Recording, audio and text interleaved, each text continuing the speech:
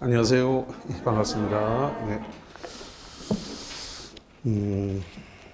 어제는 그 잠 못 드는 밤 술은 마시고 이랬나요? 자, 오늘 민사특별법 있는 데부터 보도록 하겠습니다. 민사특별법은 지금 보통 6문제 정도가 배정이 되는데 실무에 가서 되게 많이 사용을 하게 됩니다. 예를 들어서 주택임대차 누가 월세에 들어왔다, 상가 임대에 들어왔다 그러면 당장 우리가 적용을 해야 되는데 그게 이제 내가 개업을 하든 아니면 뭐 실장님으로 취업을 하든 했으면 이 부분이 바로 실무적으로 사용이 되기 때문에 그냥 뭐 민법 공부한다 이렇게 생각하고 보지 말고 내가 실무 공부한다 생각하고 이렇게 하셔야 좀 뭐 현실적으로 닿게 될 것입니다. 자, 그러면 주택임대차 보호법부터 볼까요?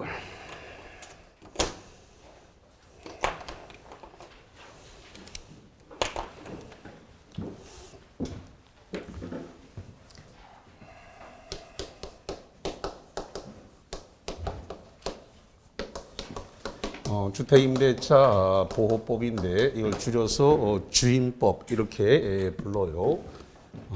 주임법 이렇게 주택임대차 보호법이다 해서 주임법입니다. 일단은 이 적용 범위와 관련해서 적용 범위를 두 가지를 볼 건데 인적 범위와 물적 범위 두 가지를 보려고 그래요. 그래서 먼저 인적 범위다. 인적 범위는 자연인이면 모두 적용합니다. 자연인이면 모두 적용한다라고 하는 말은 인간이기만 하면 다 적용된다는 소리예요. 그러니까 외국인한테 적용한다는 소리예요, 안 한다는 소리예요? 한다는 소리입니다. 외국인도 인간이니까 적용을 한다 이런 소리예요. 문제가 되는 부분은 이제 법인인데 이 법인에 대해서는 원칙적으로 적용을 하지 않습니다. 주택임대차 보호법이 적용되지 않는다 이렇게 정리합니다. 그 원칙이란 말이 나왔다는 것은 예외가 있다 이런 소리인데 어떤 예외가 있느냐 그랬더니 LH라든가 지방공사 이 지공이 무슨 뜻이라고요? 지방공사 예를 든다면 부산시 도시개발공사 이걸 지방공사라 그래요. 그다음에 서울시 도시개발공사 이런 거를 지방공사라 그래요. 그다음에 중소기업법에 의한 중소기업입니다. 이런 경우에는 예외적으로 법인이지만 인정을 한다라고 하는 부분이 있고요. 자, 그다음에 물적 범위로서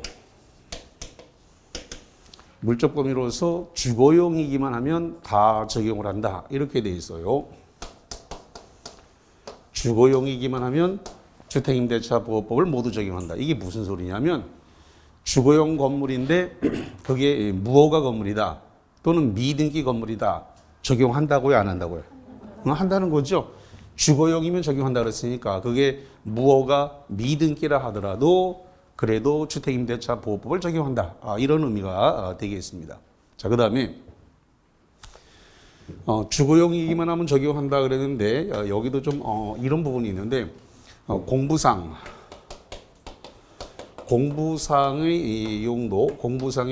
용도만 따르는 것이 아니다라는 것을 주의하셔야 돼요. 공부상의 용도만 따른다 그러면 안 돼요. 이게 무슨 소리냐면 공부라고 하는 것이 이제 토지 대장이라든가 임야 대장이라든가 건축물 대장이라든가 이런 것들을 우리가 공부라고 말하는데 그러니까 만약에 공부상에 건축물 대장에 창고라고 돼 있어요. 창고라고 돼 있는데 주거용으로 쓰고 있다는 겁니다. 그러면 지금 공부상에는 창고로 돼 있는데 실제 용도는 주거용인데 주거용으로 그러면 주택임대차 보호법을 적용할까요, 안 할까요? 그러니까 공부상에는 창고라고 돼 있는데 실제 사용은 주거용으로 하고 있다 이거죠. 그렇기 때문에 공부상의 용도에만 따른다 그러면 안 된다는 거예요. 그럼 어떻게 하냐? 실제 용도에 따라서 실지 용도에 따라 주거용이냐를 판단한다는 겁니다. 그러니까 아무리 공부상에 창고라고 돼 있다 하더라도 주거용으로 사용하면 주택임대차 보호법은 적용된다. 이런 소리예요. 그래서 공부상의 용도만 따르는 게 아니라 실지 용도에 따라, 이건 이제 대법원 판례예요. 실지 용도에 따라서 주거용인지 여부를 판단한다라고 하는 것은 대법원 판례 내용이다. 이렇게 보시면 되겠고, 자, 그 다음에 두 번째로서 대항 요건을 갖춰야 된다라는 규정을 두고 있어요. 자, 대항 요건을 갖춰야 된다라고 하는 요건이 뭐냐 그러면, 자, 이 대항 요건이라는 것은 주택을 인도받았어요. 주택을 인도받고 그 다음에 주민등록을 했습니다. 자, 이 주민등록이라고 하는 거, 주민등록이라는 것은 이게 전입신고를 마친 상태를 의미하는 거예요. 그래서 주택을 인도받고 전입신고를, 주민등록을 마치게 되면, 그러면 다음 날입니다. 이거를 마친 다음 날을 법률 용어로 이길이라 그래요. 이길, 같은 말입니다. 자, 다음 날을 뭐라고 표현한다고요? 이길입니다. 이길, 다음 날 오전 0시입니다. 오전 0시에 대항력이라는 것이 발생을 합니다.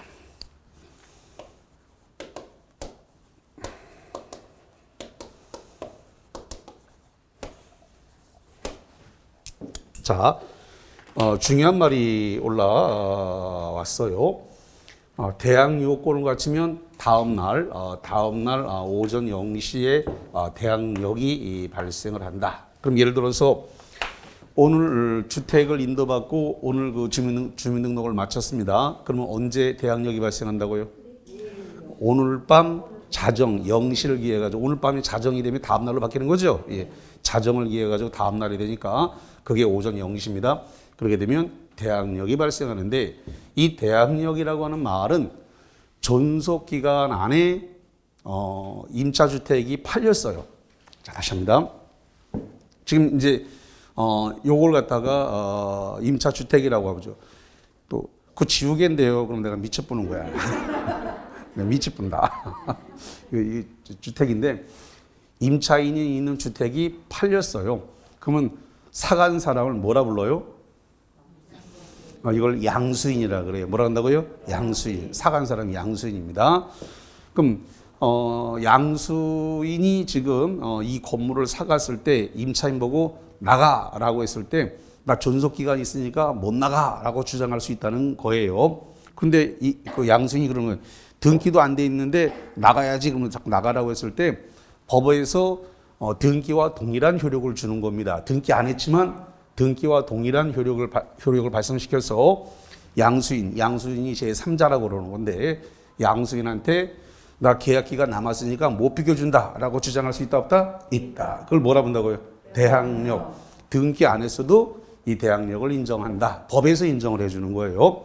또 하나, 보증금이 반환되지 않았다. 계약기간 끝났는데 보증금은 반환 안 해주면 못 나간다라고 주장할 수 있는 힘을 대항력이다. 그래서 존속기간, 계약기간 남았으니까 그 사이에 임차 목적물, 임차물이 3자한테 팔렸다 하더라도 그 3자한테 주장할 수 있고, 보증금 반환이 안 되면 반환될 때까지 계속 임대차를 주장할 수 있는 힘을 대항력이라고 한다. 이렇게 보시면 되겠습니다.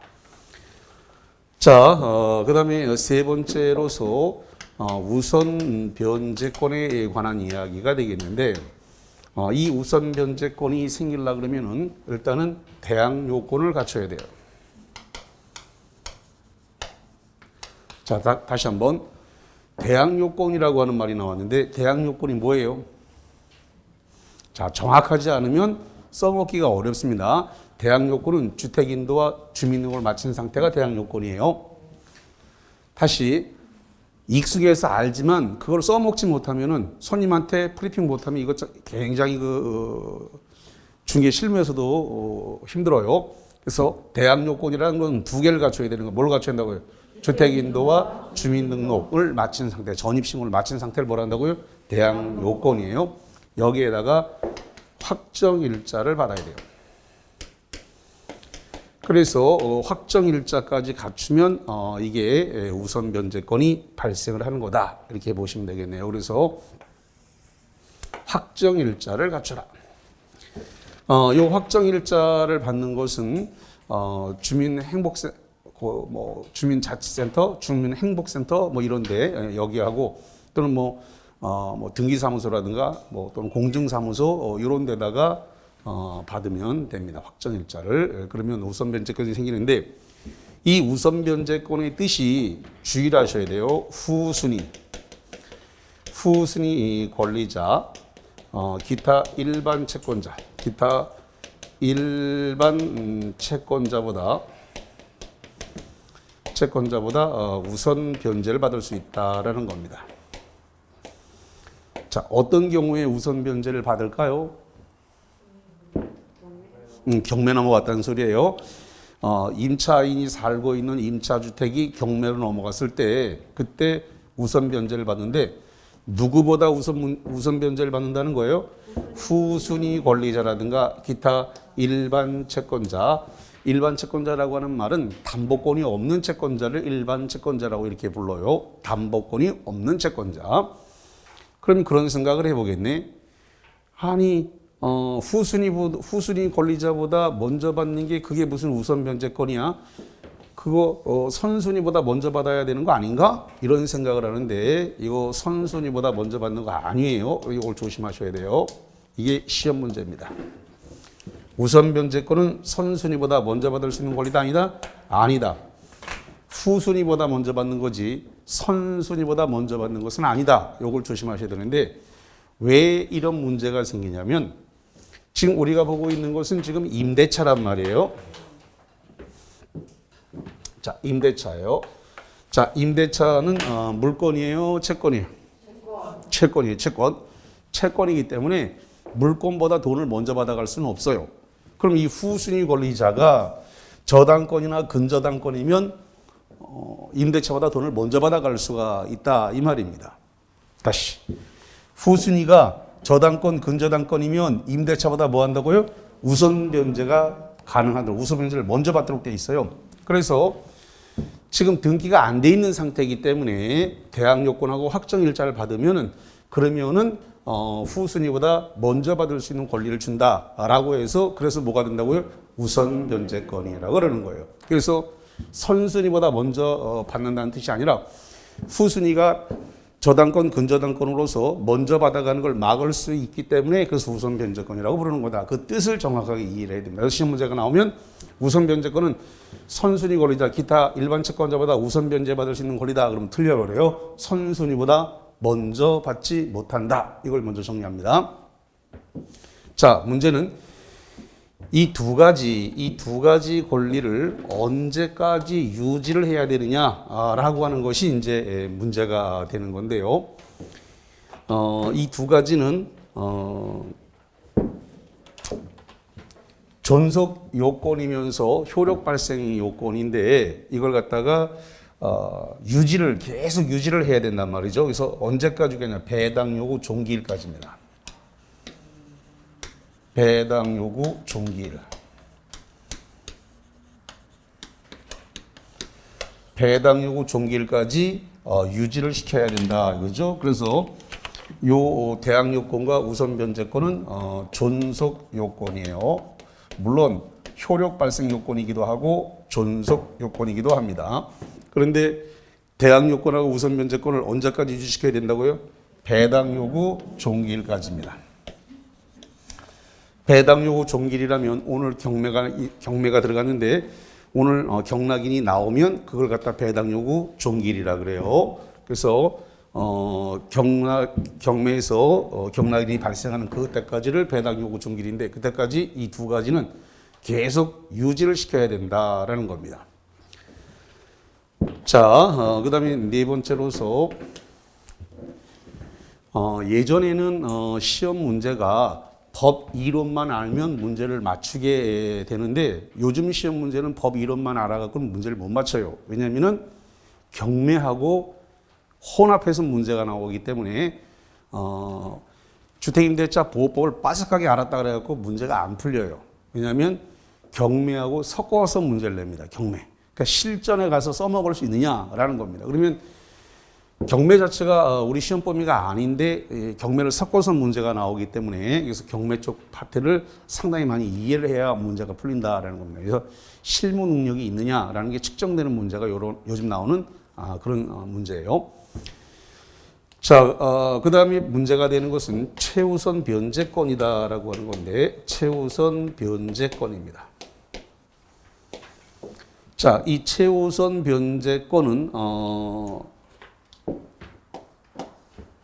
뭘 해야 되느냐 했더니 최우선 변제권은 대항 요건에다가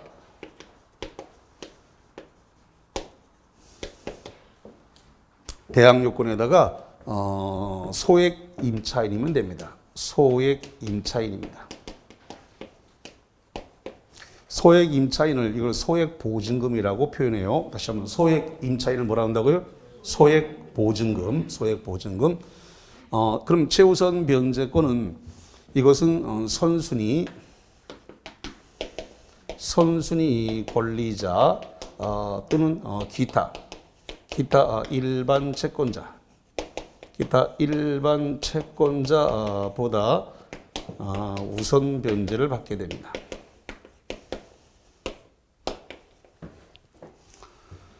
선순위 권리자, 기타 일반 채권자보다 우선 변제받을 수 있는 이걸 갖다가 최우선 변제권인데 여기서 대항 요건은 언제까지 갖춰야 되냐라고 했을 때 경매 개시 등기일입니다. 그래서 개시 경매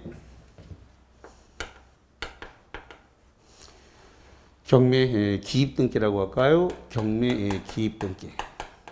다른 말로 해서 경매 신청 등기라고 그래요. 그래서 경매 기입 등기 때까지 이 대항 요건을 갖추면 됩니다. 경매 기입 등기를 경매 개시 신청이라고도 합니다. 경매 개시 신청. 같은 말이에요. 그래서 경매 기입 등기, 경매 개시 신청 때까지 대항 요건을 갖추면 된다. 그래서 여기는 선순위 권리자보다 먼저 받을 수 있다. 누구냐? 소액 임차인, 소액 보증금을 가진 자였을 때입니다. 근데 소액 보증금 전부가 아니고 소액 임차인, 소액 보증금 중에서 일정액만 우선 변제받는 거지 소액 보증금 전부를 다 우선 변제받는 것은 아니다. 이렇게 정리를 합니다. 자, 그 다음에 존속기간이라고 하는 거 한번 보죠. 존속기간이다. 존속기간과 관련해 가지고 약정이 있으면 약정이 따릅니다.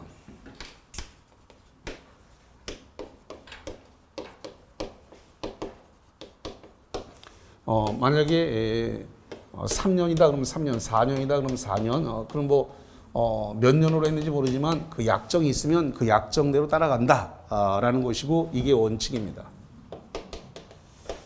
존속기간에 약정이 있으면 약정에 따른다라는 건데 근데 만약에 예를 들어서 존속기간에 대해서 약정을 하지 않았습니다.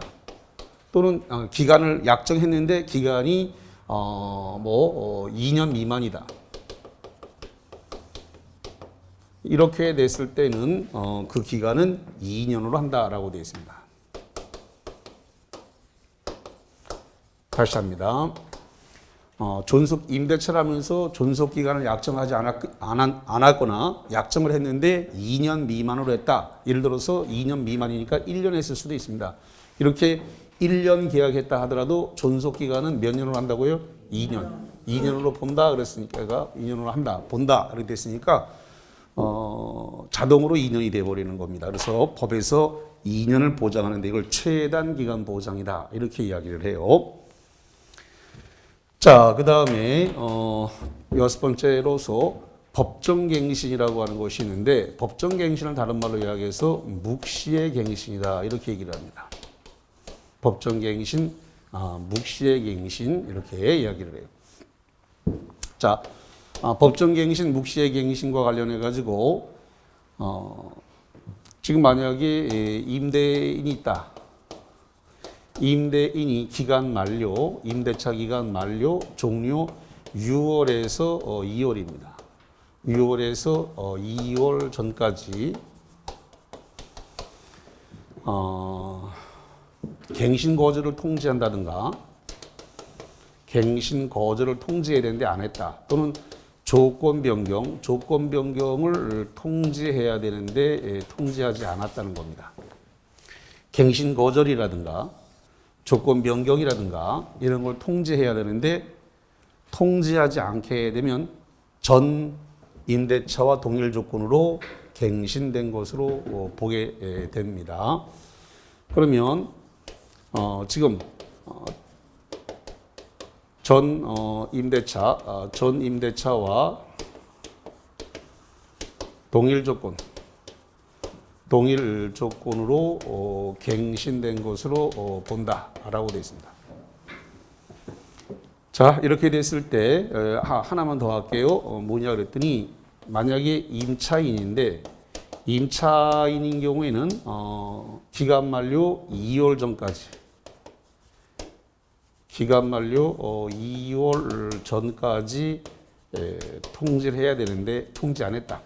여기서 통지는 갱신 거절, 조건 변경 이걸 통지해야 되는데 역시 임차인이 2월 전까지 통지하지 않아도 법정 갱신이 이루어지게 됩니다.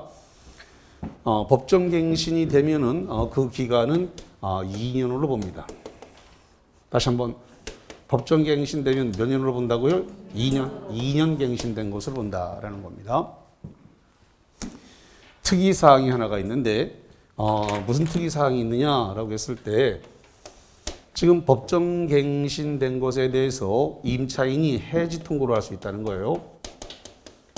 여기서 중요한 건 임차인만 해지 통고가 가능해요.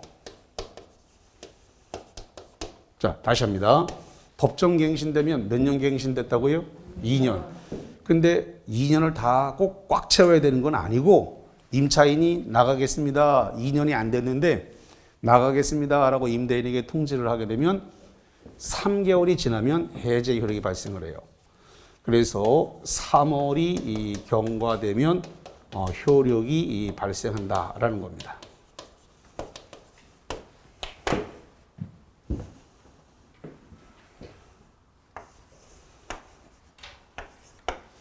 중요한 건 법정 갱신된 부분에 대해서 이 해지 통지는 누구만 할 수 있다고요? 임차인만 할 수 있어요. 이 말을 뒤집어 얘기하면 임대인은 법정 갱신된 것을 해지 통지할 수 있다 없다? 없다. 요게 아주 중요한 내용이에요. 그래서 법정 갱신된 것에 대해서 임대인은 해지 통고를 못한다. 2년 다 채워줘야 된다. 그러나 임차인은 다 안 채우고 나가겠습니다라고 통지하고 임대인이 통지받고 3월이 지나면 해제 효력이 발생한다라는 이야기입니다. 자, 이 부분은 우리 실무적인 부분이기 때문에 현장 가면 지금 바로 써야 되는 그런 문제입니다. 이거 몰라가지고 굉장히 막 헤매는 사람들이 있어요. 이거 제대로 정리가 안 돼서 나이론 뽕으로 땄는지 뭐로 땄는지 그거 어떻게. 자, 그 다음에 계약 갱신 요구권이 있는데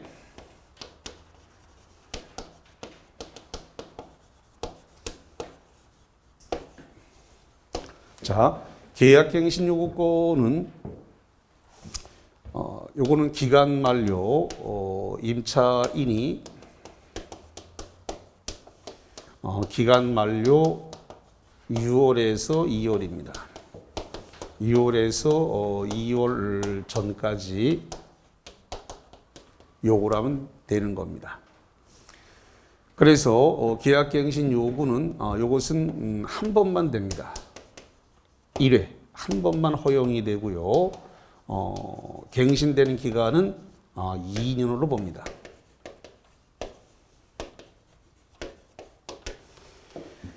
그래서 계약 갱신되면 2년 갱신된 것으로 처리가 되어집니다. 여기도 계약 갱신이 됐다 했을 때 여기도 임차인만 해지권이 있습니다. 임차인만 해지 통고할 수 있어요. 이 해지가 통지가 되면 그러니까 계약갱신 요구를 했는데 2년을 임차인이 꽉 다 채워야 되는 건 아니고 중간에 나가겠습니다라고 해지 통고할 수 있다고요, 없다고요? 있어요. 해지 통고하면 역시 3월이 경과하면 효력이 발생을 한다라는 겁니다.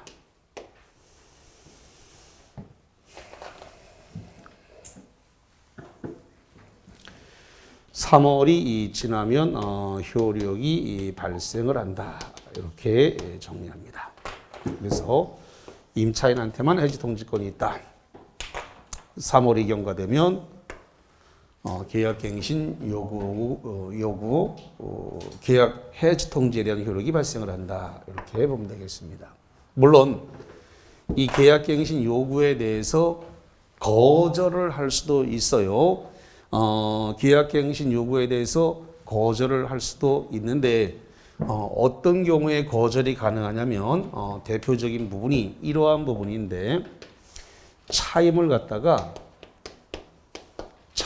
2기 연체했습니다.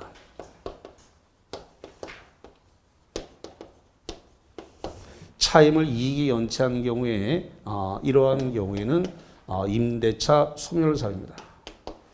임차권이 소멸되어 임차권 소멸 사유에 해당이 됩니다. 그래서 2기가 연체가 됐다. 자, 여기 지금 2기라고 하는 말이 나왔는데 여기서 2기라고 하는 것은 내리 2달 밀린 것도 2기지만 작년에 1달 밀린 거 있고 올해 1달 밀린 거 있으면 그거 합산할 수 있습니다. 작년에 1달 올해 1달 이렇게 합산해도 뭐가 된다고요? 2기예요. 내리 2달 밀린 것도 2기지만 이빨 빠져가지고 작년에 1달 밀린 거 올해 1달 밀린 거 합산할 수가 있기 때문에 그것도 뭐로 간다고요? 2기가 돼버려요.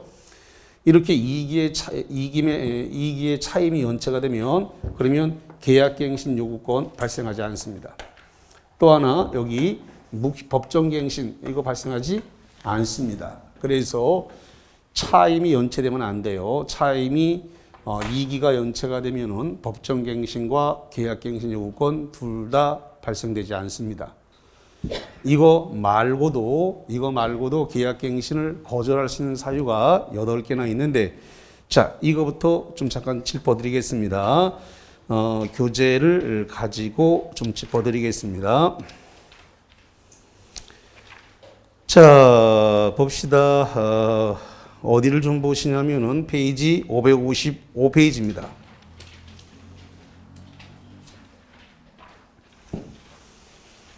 자, 555페이지 맨 밑에 볼게요. 6조의 3 계약갱신 요구라고 하는 말이 나와 있네요. 자, 거기를 보니까 제6조에도 불구하고 임대인은 임차인의 전단 기간 이내에 계약갱신을 요구할 경우에 정당한 사유 없이 거절하지 못한다. 다만 다음 각각 어느 하나에 해당하는 경우는 형광 빛이세요. 그러하지 아니하다. 그걸 형광 빛입니다. 그러하지 아니하다. 자, 그러하지 아니하다가 가리키는 말의 뜻은 뭘까요? 갱신 요구를 거절할 수 있다가 그러하지 아니하다 바로 위에 보면 거절하지 못한다라고 돼 있잖아요. 그럼 그러하지 아니하다는 말은 거절할 수 있다. 그게 그러하지 아니하다예요. 그러하지 아니하다는 말은 바로 그 위에 있는 말을 배척하는 말이에요. 그러니까 거절하지 못한다라고 돼 있는데 다음 아래의 경우는 그러하지 아니하다. 그러하지 아니하다는 말은 거절할 수 있다. 이런 소리예요. 그래서 거절할 수 있는 사유가 모두 9개인데 그러니까 요거 차임 2기 연체를 빼고 8개 있다 그랬잖아요. 그러니까 9개란 말, 요거 빼고 8개라 그랬으니까 그 9개의 사유가 있다. 이런 소리예요. 그래서 거기 1번에 보니까 이 임차인이 거기 동그라미 몇 기 차임액을 연체했다? 2기의 차임액을 연체했다. 기타 등등 쭉 나옵니다. 넘겨보세요. 넘겨서 5번에다가 거기다 별표를 치겠습니다. 5번에다가 임차인이 임차주택의 전부 또는 일부를 고의나 중대한 과실로 거기 현관표 치세요. 고의나 중대한 과실로 파손했다라는 겁니다. 그래서 고의나 중대한 과실로 파손한 경우에는 뭐 할 수 있다고요? 요거 계약갱신 요구를 거절할 수 있다라는 겁니다. 그럼 거기 지금 거기 고의나 중대한 과실이라고 돼 있는데 그럼 경과실일 때는 거절할 수 있어요, 없어요? 없죠. 중대한 과실이라 생각. 경과실일 때는 계약갱신 요구를 거절할 수 없다. 반대 해석이 되느냐는 시험 문제가 나오는 거예요. 그걸 좀 주의해서 보셔야 되겠고. 그 다음에 그 8번을 좀 별표 쳐보세요. 8번. 자, 이 8번의 내용이 지금 굉장히 문제가 되는 부분인데 8번에 그런 말 나왔어요. 임대인 또는 임대인의 직계존속이라든가 비속을 포함해서 목적주택에 실제 거주하려고 한다. 이게 지금 굉장한 다툼이 생기는 내용이에요, 지금. 자, 이게 무슨 소리냐면 임차인이 있는데 계약갱신 2년이 지나고 난 다음에 또는 3년이 지나고 난 다음에 계약갱신 요구권을 행사했더니 임대인이 하는 소리가 내가 들어와 살 거다. 또는 우리 자식이 들어와 살 거다. 뭐 이러면서 계약갱신 요구를 하면서 요구를 거절하면서 비워달라 이렇게 요구를 했다는 겁니다.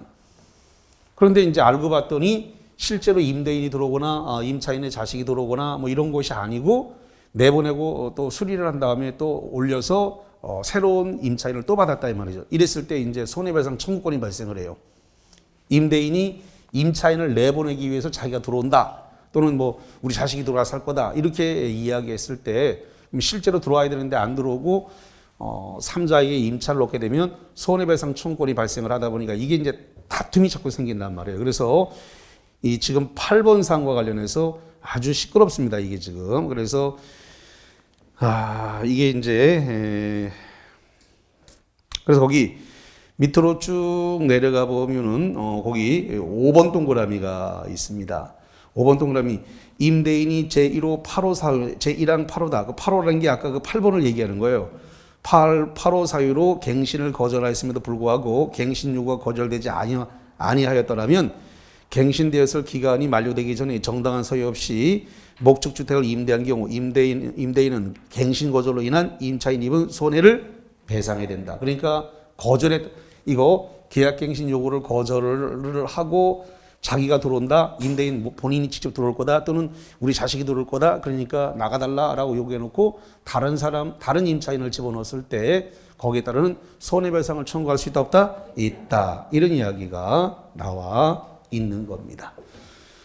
자, 그래서 거기까지 관련 내용을 그리 봤고요. 자, 그 다음에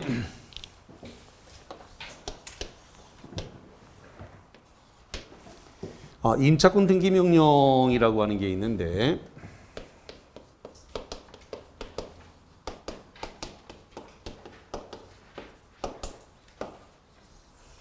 자, 임차권 등기 명령은 왜 발생을 하느냐라고 했을 때 지금 임대차 기간이 만료가 됐어요. 임대차가 종료가 됐습니다. 여기서 중요한 것은 종료가 됐다라고 하는 이 말이 중요해요. 종료 후라고 하는 이 단어가 중요합니다. 그래서 임대차 종료 후 보증금이 반환되지 않았다는 거예요. 보증금이 반환이 되지 않았다. 이렇게 임대차가 종료됐는데 보증금이 반환되지 않으면 그러면 임차인은 관할 법원이라든가 또는 지원 이런 데다가 임차권 등기 명령을 신청할 수가 있다는 겁니다. 임차권 등기 명령을 신청하고 이 임차권 등기 명령에 들어가는 비용, 이 비용은 누가 부담하도록 되어 있냐면 임대인이 부담하도록 되어 있습니다. 자, 다시 합니다. 임차권 등기 명령에 들어가는 비용은 누가 부담하도록 한다고요? 임대인이다. 왜 임대인이 부담하냐면 지금 임대차 기간이 끝났으면 보증금을 임대인이 반환해 줘야 되죠. 반환을 안 해줬단 말이죠. 기간 끝났는데 나가야 되는데 보증금 반환을 안 해줘서 못 나간단 말이죠. 그래서 발생한 문제니까. 그러면 임차권 등기 명령을 예를 들어 가지고 했을 때 어떠한 효과가 있느냐라는 겁니다. 효과와 관련을 해가지고 만약에 대항력이 없던 자가 지금 임차권 등기 명령을 했다. 또는 그 우선 변제권이 없던 자가 임차권 등기 명령을 하게 되면은 이 대항력과 우선 변제권이 발생을 합니다. 대항력이나 우선 변제권이 없는 자가 임차권 등기 명령을 했다. 그럼 뭐가 발생한다고요? 대항력, 우선 변제권이 발생한다. 뭘 하게 되면 임차권 등기 명령을 법원에서 완료가 되어졌을 때 만약에 대항력이 있는 자, 우선 변제권이 있는 자가 이거를 임차권 등기 명령을 하고 이사를 나간다.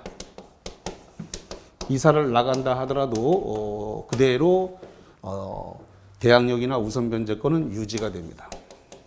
이사 나가도 유지가 됩니다.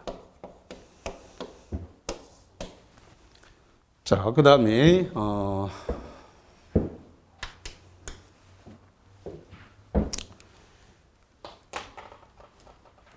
지금 우리가 보고 있는 주택임대차 보호법.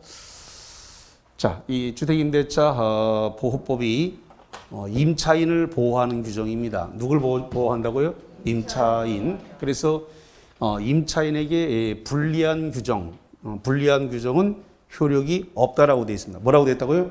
효력이 없다. 효력이 없다가 무슨 뜻일까요? 무효다 이 뜻이에요. 효력이 없다라는 뜻이 뭐라고요? 무효. 효력이 없다가 무효예요. 그래서 임차인에게 불리한 약정은 효력이 없다. 효력이 없다는 말은 뭐라고요? 무효. 효력이 없다. 무효다. 이런 이야기가 되겠습니다. 자, 그래서 관련 내용들을 쭉 봤는데요. 지금 주택임대차 보호법과 관련을 해가지고 지금 주거용 건물에다가 주택임대차 보호법을 적용한다 그랬는데 만약에 일시사용이 명백하다. 일시사용이 명백한 경우는 적용 안 한다. 이렇게 되어 있습니다. 아무리 주거용이라 하더라도 일시사용이 명백한 경우 일시사용이 명백한 경우는 적용한다 안 한다? 안 한다. 아무리 주거용이라도 일시사용이 명백한 경우는 적용 안 한다 라고 돼 있어요. 이게 무슨 소리냐면 한때 아주 엄청 유행했던 게 뭐냐면 제주도 한 달 살기, 두 달 살기 유행한 적 있었죠? 그런 거. 그 다음에 저쪽 뭐 강릉이나 속초 또는 뭐 지리산 이런 데 뭐 한 달 살기, 두 달 살기 이런 거 하는데 그럼 한 달 살기, 두 달 살기는 일시사용이 너무나 명백하기 때문에 그건 아무리 주거용이라 하더라도 주택임대차 보호법을 적용한다 안 한다? 안 한다. 이런 겁니다. 그래서 일시사용이 명백한 경우에는 주택임대차 보호법 적용 안 한다. 이런 규정을 두고 있다는 겁니다. 자, 그러면 교재를 빠른 속도로 한번 보도록 하겠습니다. 판례가 되게 많습니다. 판례가 굉장히 많은데 일단 535페이지 맨 꼭대기를 한번 볼게요. 535페이지 맨 꼭대기 보니까 그 10조와 관련해서 나왔는데 거기 두 번째 줄에 파란색 글씨만 보면 될 것 같아요. 임차인에게 불리한 약정은 효력이 없다. 효력이 없다가 무슨 뜻이라고요? 무효다. 파란색 글씨를 뭐라 그랬어요? 임차인에게 불리한 약정은 효력이 없다. 효력이 없다가 뭐라고요? 무효다. 이런 이야기가 되겠습니다. 자, 그래서 거기와 관련해서 그렇게 보셨고,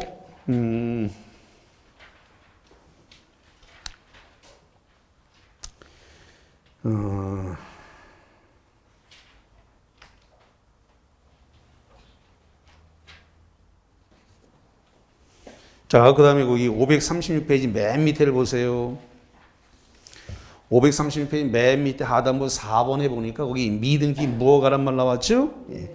미등기 무허 건물 맨 밑에 마지막 지출 본법의 적용이 대상이 된다. 본법이라는 것은 주임법이고 미등기 무허 건물도 본법 이 주택임대차 보호법의 적용 대상이 뭐라고요? 된다. 마지막 지출 보면 돼요. 자, 그다음에 오른쪽 537페이지 맨 꼭대기에 파란색 글씨만 보면 되겠네요. 일시 사용을 위한 임대차임이 명백한 경우는 적용한다 안 한다? 안 한다. 이거 보시면 되겠습니다. 좋아요. 그래서 그까지 이제 보셨고요. 그 다음에 538페이지 꼭대기입니다. 538페이지 꼭대기에 보니까 대항 요건이란 말이 나왔는데 그 파란색 글씨를 보시면 돼요. 주택 인도와 주민등록을 마쳤다. 이거예요. 주택 인도와 주민등록을 마친 상태를 뭐라고 한다고요? 대항 요건이라고 한다. 그래서 그 대항 요건에 대한 정의 정확하게 기억을 하시고, 그렇게 되면 그 다음 날 오전 0시부터 제3자의 효력이 생겨요. 그래서 제3자는 양수인을 가리키는 겁니다. 누굴 가리킨다고요? 양수인. 임차 주택이 팔린 거예요. 팔려서 사간 사람입니다. 사간 사람을 뭐라 한다고요? 삼자라 그래요. 그 삼자한테도 양수인한테도 주장할 수 있다라는 이야기가 되겠습니다. 좋습니다. 그래서 거기까지 이 관련 내용을 직접 보셨습니다.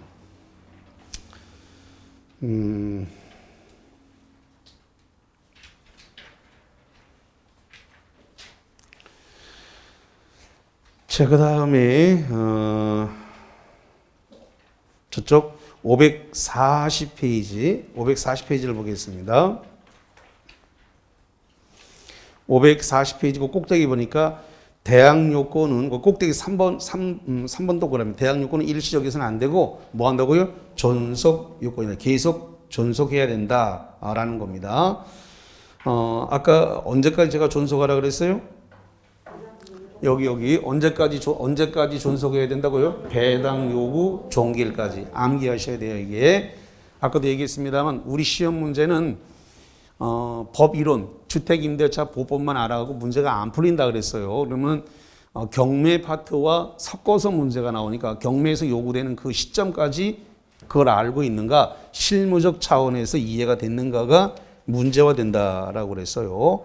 그래서 보시면 되겠고, 자,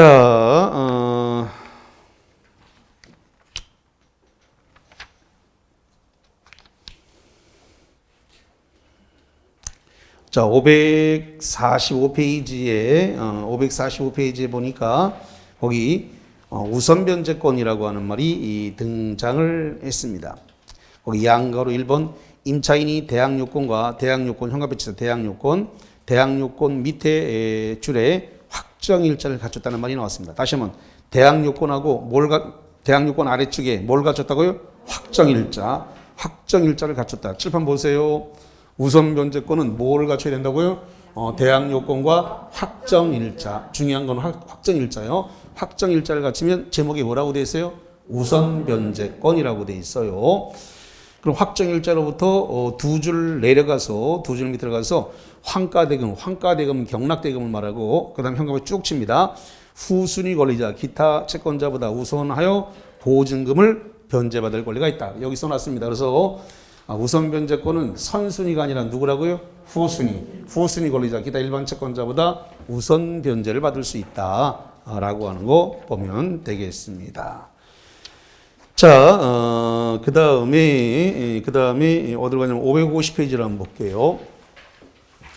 550페이지에 가니까 거기 소액 보증금의 최우선 변제권 그래서 나왔습니다. 그래서 551페이지 쪽으로 봅니까?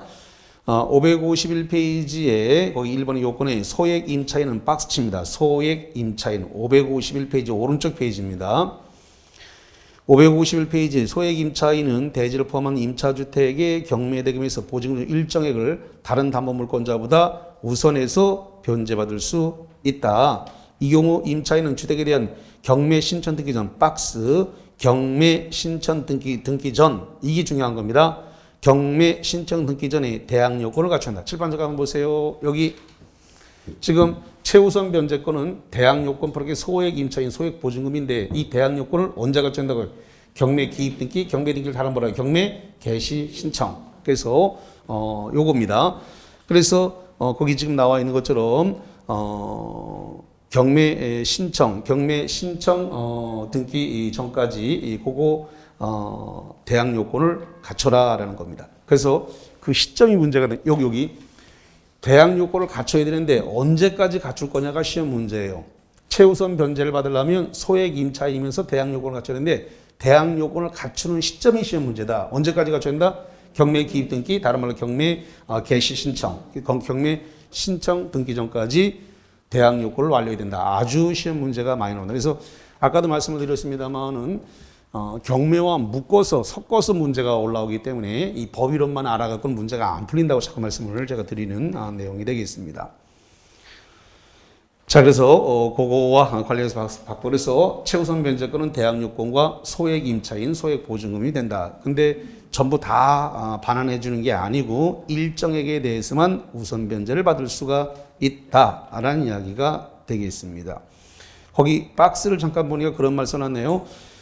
우선 변제를 받을 수 있는 액이 거기 서울특별시에서는 1억 5천만 원 이하 중에서 얼마를 갖다가 우선 변제를 받을 수 있다. 최우선 변제를 받을 수 있다고요? 5천만 원이다. 그런 이야기를 하고 있습니다. 자, 그 다음에 거기 그 아래 보니까 그런 이야기를 하고 있습니다. 거기 수도권 정비법에 따른 과밀억제 권역, 그 다음에 세종시, 용인시, 화성시, 김포시 뭐 이런 것들입니다. 그 다음에 부산시 포함해갖고 1억 3천 이하 할 때는 얼마까지 된다고요? 4,300. 그 다음에 그 밑으로 쭉 내려가갖고 그 밖의 지역, 그 밖에 좀 6천만 원 이하일 때는 얼마까지 해준다고요? 2천만 원까지다. 이렇게 보시면 되겠습니다. 자, 그 다음에 밑으로 쭉 내려가가지고 저기 한 장 넘겨서 553페이지입니다.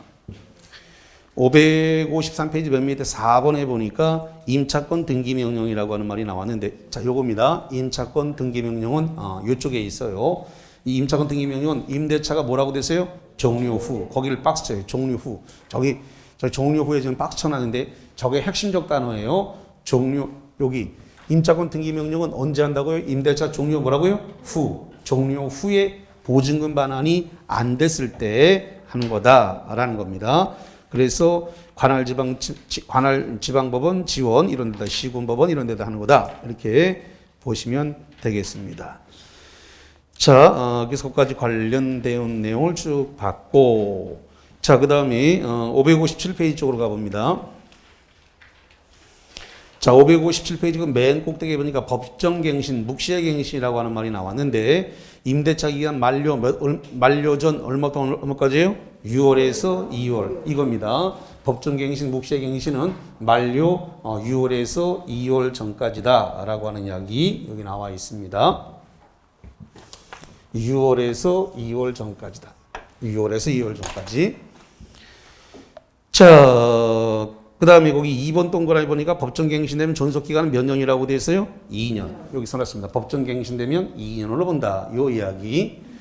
자, 그 2년으로 본다. 그 밑에 보니까 그러나 임차인은 언제든지 해지 통지를 할 수 있고 임대인이 해지 통지를 받고 몇 개월이 지나면 해지된다? 3개월. 요거란 말이죠. 법정갱신됐다 하더라도 임차인만 해지 통고를 할 수 있는데 임차인이 요 2년 갱신된 걸 다 채우지 않고 중간에 나가겠습니다라고 해지 통고하면 얼마가 지나면 효력이 발생한다? 3월. 거기 3월 나와 있죠. 3개월이 지나면 효력이 발생한다. 그래서 임대차는 소멸한다. 자, 그 다음에 그 밑에 양가로 3번에 보니까 계약갱신 요구권이라고 하는데 거기도 마찬가지로 기간 만료 전 얼마부터 얼마까지라고 해서 현금해 주세요. 6월에서 2월. 요겁니다. 6월에서 2월. 여기도 6월에서 2월 전까지다. 보시면 되겠고. 자, 넘겨서 558페이지입니다. 거기 꼭대기 2번 동그라미입니다. 2번 동그라미 보니까 계약갱신 요건은 몇 회 된다고 되어 있어요? 1회. 1회 밑에 보니까 존속기간은 몇 년이다? 2년이다. 여기 써놨습니다. 여기 계약갱신 요건은 한 번만 쓸 수 있는데 기간은 몇 년이라고요? 2년. 2년 한 번만 되고 2년으로 한다라고 하는 거 이렇게 보시면 되겠습니다. 자, 그다음에 이제 요런 거 하나 볼게요. 뭐냐면은 차임이라든가 보증금에 대해서 증감 청구를 할 수 있다는 거예요.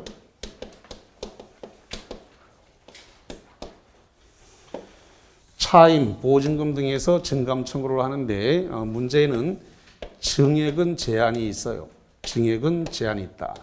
그래서 한 번 올리려고 그러면 1년에 20분의 1을 갖다가 20분의 1은 법조문에 20분의 1으로 되어 있습니다. 근데 우리가 20분의 1 그러면 이렇게 감이 안 오니까 퍼센트로 바꾸면 5%예요. 이 5%는 그냥 우리가 하는 말이고 법조문에는 뭐로 돼 있다고요? 20분의 1로 돼 있어요. 20분의 1. 20분의 1을 초과하지 않아야 된다. 이렇게 돼 있습니다. 그러면 1년 안에 두 번 올릴 수 없다는 거고 1년에 한 번 올릴 때 얼마나 올릴 수 있다고요? 20분의 1을 올릴 수 있다. 실무적으로 20분의 1은 뭐라 한다고요? 5%. 다만 법조문에는 5%가 아니라 뭐라고요? 20분의 1. 20분의 1을 초과하지 마라. 증액을 제한했어요. 감액은 제한이 없습니다. 자, 감액을 했다. 감액은 보증금이나 차임, 월세를 깎아주는 겁니다. 이건 임차인한테 불리해요, 유리해요? 유리해요. 그렇기 때문에 감액은 제한이 있다, 없다? 없다. 자, 그럼 오늘 프린트물 드렸는데 메일 정리 노트부터 한번 볼게요. 자, 메일 정리 노트와 관련해 가지고 1번 문제를 풀어봅니다.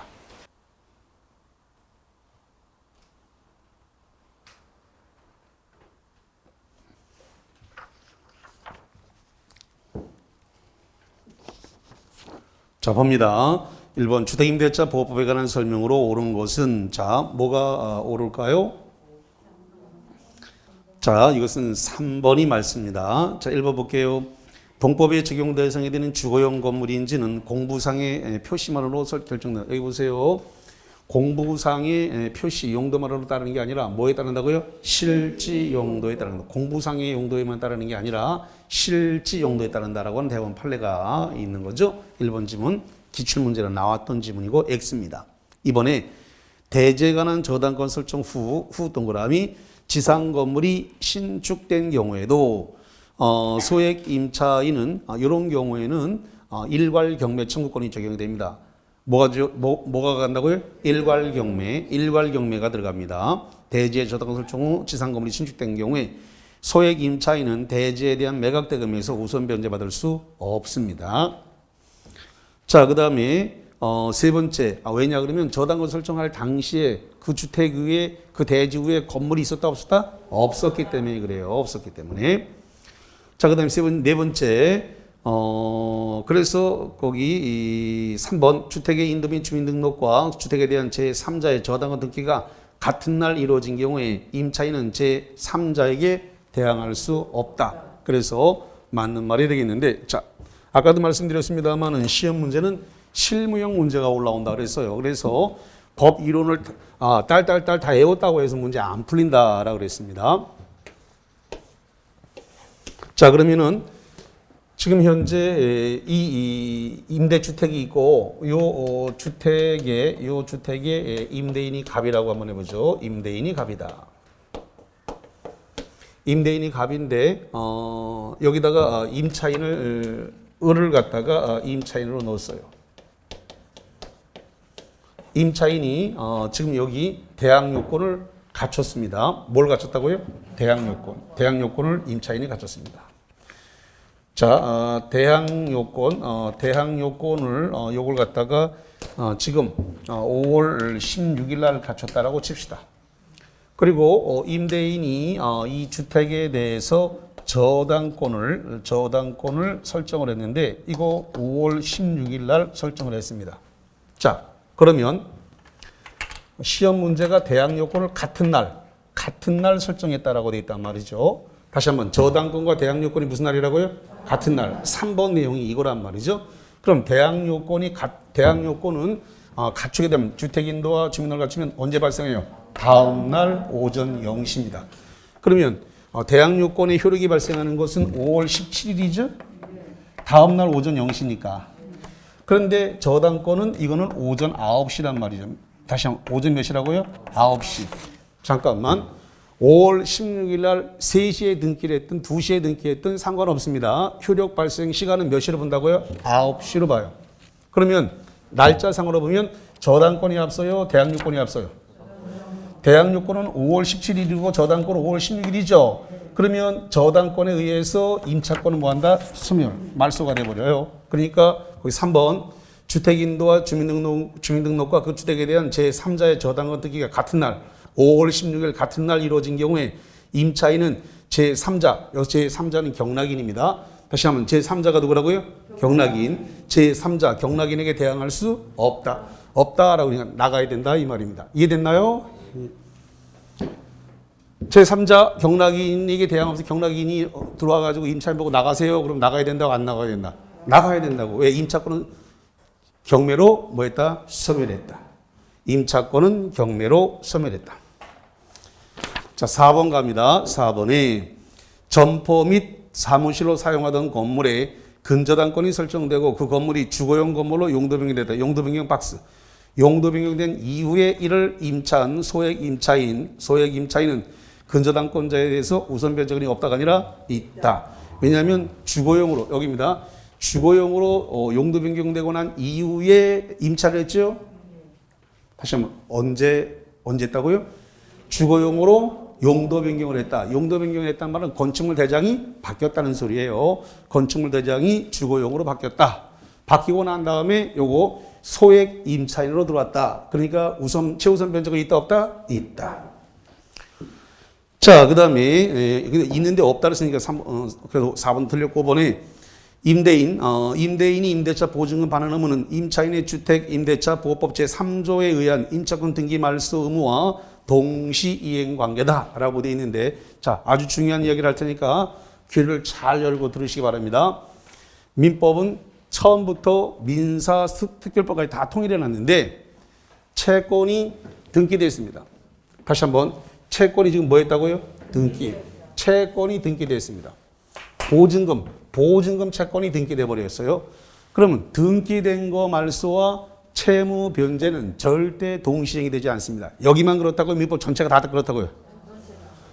귀 열고 잘 들으라 그랬습니다. 여기 한 군데가 아니라 민법 전반으로 다 쓰이는 통일적 기준이기 때문에 채무가 등기돼 버리게 되면 그 채무 변제와 등기 말소는 절대 동시행이 되지 않는다. 뭐가 선이행이다?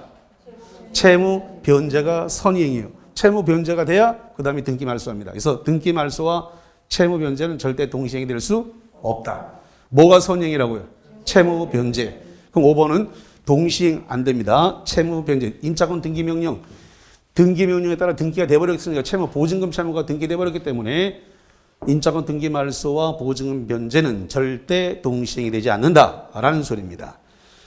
자, 그 다음에 하나 더 봅니다. 보충 자료로 가서 1번 문제 봅니다. 시간은 20초 줍니다.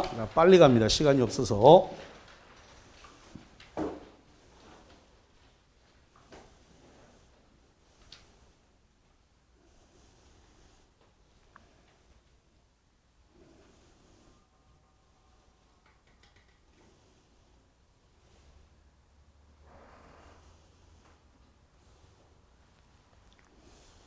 자, 1번 주택임대차 보호법상 임차인의 계약갱신 요구에 대한 설명으로 틀린 것은 뭐가 틀렸다?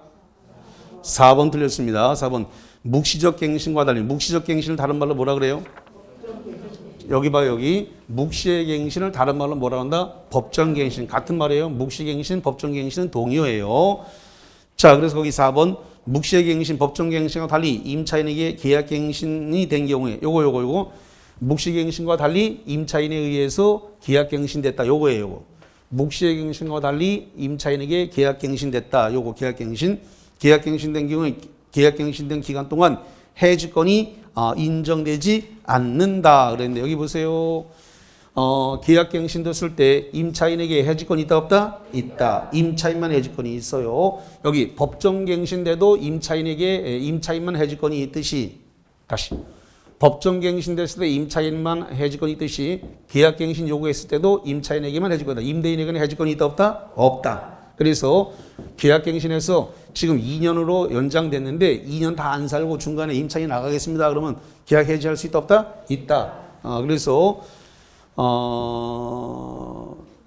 지금 요 계약갱신 요구권과 관련해서 출제를 해야 되는데 아직 제대로 된 걸 안 했어요. 그래서 법이 새로 신설되고 난 다음에 제대로 안 냈기 때문에 낼 확률이 굉장히 많아 보입니다. 칠판은 지우지 말고 그대로 둡니다. 상가건물 임대차 보호법 할 건데 시간이 지금 오늘은 많이 모자라요. 오늘 5개 법률 다 하려고 하다 보니까 그래서 빨리빨리 가야 되니까 짧게 쉬겠습니다.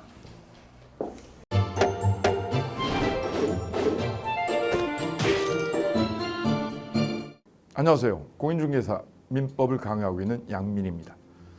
자, 제가 준비한 거는 공인중개사 자료를 쉽게 다운받는 꿀팁을 준비해 보았습니다. 자, 공인중개사를 공부하다 보면 방대한 양의 자료를 접하게 됩니다. 하지만 그것을 일일이 다 출력을 하시거나 보관을 하는 데는 불편함이 따르죠. 이를 해소하기 위해서 핸드폰을 쉽게 활용할 수 있는 꿀팁을 준비했습니다. 네이버 밴드라는 어플을 통해 필요한 자료들을 보거나 다운받을 수 있습니다. 이 네이버 밴드를 활용하는 방법을 하나씩 알려드리도록 하겠습니다. 1단계, 네이버 밴드라는 어플을 다운받습니다. 가장 먼저 안드로이드 버전은 플레이 스토어를 클릭하시면 되겠습니다. 아이폰은 앱스토어에서 하시면 됩니다. 그 다음 검색창에 네이버 밴드를 검색하시고 다운 혹은 설치를 클릭하시면 되겠습니다. 이렇게요. 2단계, 밴드 어플에서 공수모를 검색해 주시면 되겠습니다. 밴드 어플을 누르시면 위쪽 상단에 보시는 것처럼 돋보기 모양의 아이콘이 보입니다. 이 돋보기 부분을 클릭하시게 되면 맨 위쪽에 하얀 공백의 검색창이 생기는데요. 이곳을 눌러서 공수모 이 세 글자를 쳐주시면 되겠습니다. 3단계는요. 해당 공수모 밴드를 들어가 주시면 됩니다. 이 밴드는 공인중개사를 공부하시는 수험생들을 위한 밴드입니다. 수험생들을 위한 시험 정보나 자료가 업로드되어 있어서 공부를 할 때 활용할 수 있는 밴드입니다. 보시는 것과 같이 강의와 관련된 공지사항이나 최신 자료가 다양하게 제공되고 있습니다.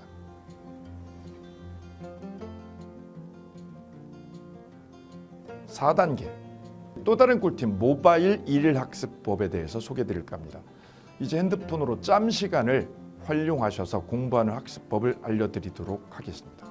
자료 페이지에서 뒤로 가기를 누르시면 처음 보셨던 페이지가 뜹니다. 여기서 내려가 보세요. 모바일 일일학습이란 코너가 보입니다. 이 부분을 누르게 되면요. 매일 한 개씩 핵심 부분이라고 할 수 있는 문제가 업로드되어 있고요. 더 아래로 쭉 내려가시면 정답과 해설 부분을 볼 수가 있습니다. 맨 아랫부분을 보시면 이렇게 댓글 쓰기도 남길 수 있으시죠. 스마일 부분을 눌러 좋아요로 표시할 수도 있습니다. 짬을 내어 스스로 학습한 뒤 모르는 부분을 질문할 수도 있고 하루 동안 공부했던 것을 정리하시거나 공부한 소감을 적어 놓으실 수도 있습니다.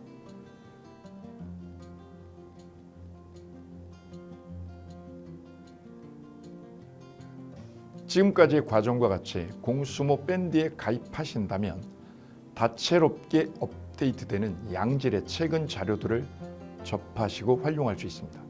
꼭 가입하셔서 좋은 자료 많이 활용하시기 바랍니다.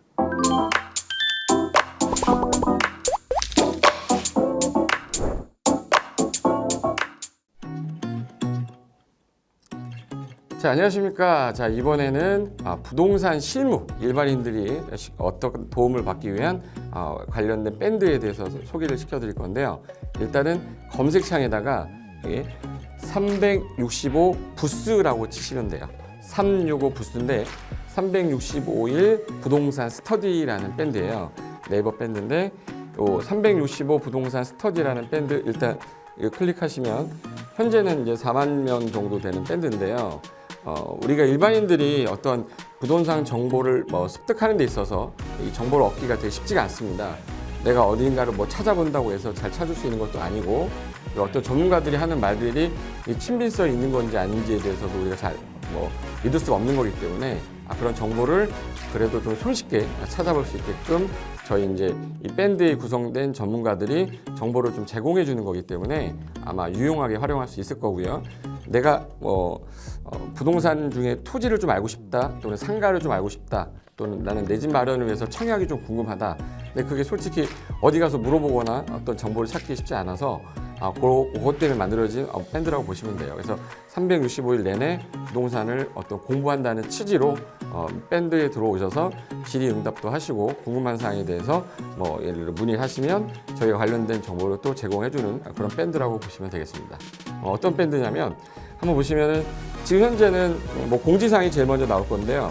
이 공지사항은 기존에 있던 오프라인이 어떤 강좌가 있으면 그 강좌에 관련된 거 뭐 세미나라든지 그래서 평소에 이제 우리가 이제 접하지 못했던 강의들 있죠. 이렇게 진행이 된다라는 거 공지를 좀 하는 그런 내용들이고요. 하나 좀 더 올리면 자 이제 우리 교수님이에요. 교수님 중에 상가 교수님이 최근에 예를 들어서 법이 바뀌었어요. 법이 바뀌게 되면 최근에 바뀐 법이 이러한 바뀐 법이 있으니 중개업을 한다거나 투자를 할 때 좀 유의해서 알아보시면 좋겠습니다라는 거를 올려놓을 거예요. 기존에 올려놓은 자료가 있으면 또 찾아보시면 되는 거니까 이렇게 해서 계속 밴드에서 소식을 받으시면 실전에 굉장히 도움을 많이 받을 거라고 예상합니다. 부동산 관련된 내용 중에서 하나 더 보시면 이제 랜드프로에서 그 직접 우리 프로그램 만들고 있어요. 그래서 부동산 까발리기, 부동산 부티크 뭐 이런 TV 관련돼서 부동산 팁 있죠. 예를 들어서 청약을 받아야 되냐 말아야 되냐, 지금 강남권 아파트를 투자해야 되냐 말아야 되냐 이런 정보를 쉽게 여러분들이 뭐 접하지 못하기 때문에 그런 관련된 것들을 시대에 맞게 흐름에 맞게 부동산 시장이 이제 요동치면 내가 지금 집을 팔아야 되냐 사야 되냐 그런 것들에 대해서 신속하게 정보를 들을 수 있는 밴드니까 시간이 나실 때마다 자주 들어오시고 저도 자주 들어가서 좋은 정보 남겨드릴 테니까 자주 들어오시기 바랍니다. 저는 부동산 공법하고 부동산 토지 투자를 강의하는 고상철이었습니다. 자주 밴드에서 뵙도록 하겠습니다. 자, 수고하셨습니다.